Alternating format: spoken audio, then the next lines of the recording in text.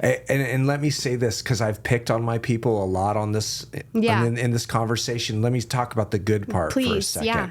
So my people know how to grieve well. Like, part of our story is my wife and I are part of this little church that we've lost so big, so many times in the worst ways, and I always call my people, we are the people of perpetual disappointment, because we have these really high hopes of God, and then these really low outcomes. We rarely get outcomes that match our hopes. And I'll never forget my pastor one time. We had just buried my best friend. His name is Chris Underwood. He died at 34 from cancer. And I'm telling you, we prayed every prayer we knew to pray. We prayed just nonstop in every direction. And we just were so convinced that Chris was going to be healed, you know? And we buried Chris, I can't remember what, I think it was a Friday. And then that following Sunday in church, my pastor, he's beside himself. He's just lost in grief. And he says, he doesn't get up there and say,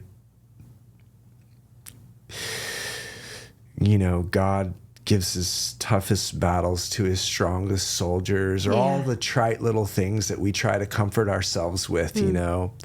But he says, I have no answers for you.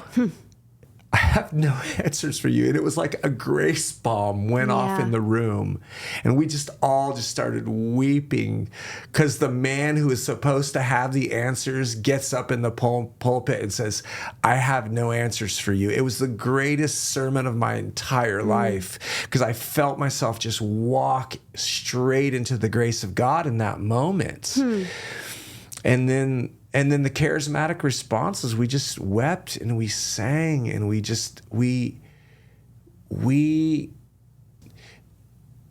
demonstrativeness can be led and manipulated.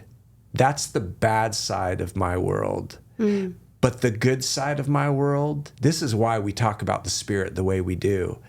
Because the good side of my world is, in moments like that, we know what to do together. Yeah. We know to sing. We know to call out that guttural thing that you're talking about. Yeah. That is a part of our experience. And it is priceless. And it's one of the greatest things I've ever experienced. And so I would say that my writing is probably the ink on paper version of that moment that I've just described. It's guts on the page. Yeah.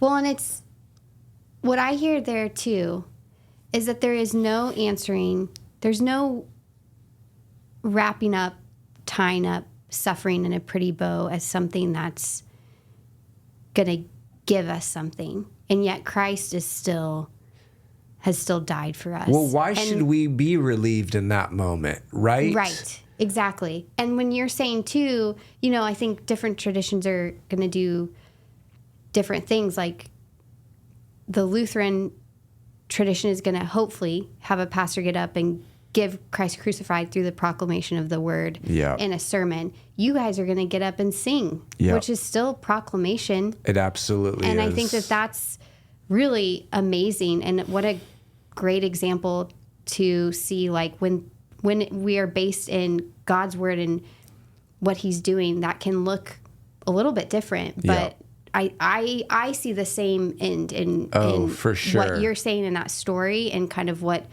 I've experienced or heard from the Lutheran tradition in similar situations. I think that that's really great.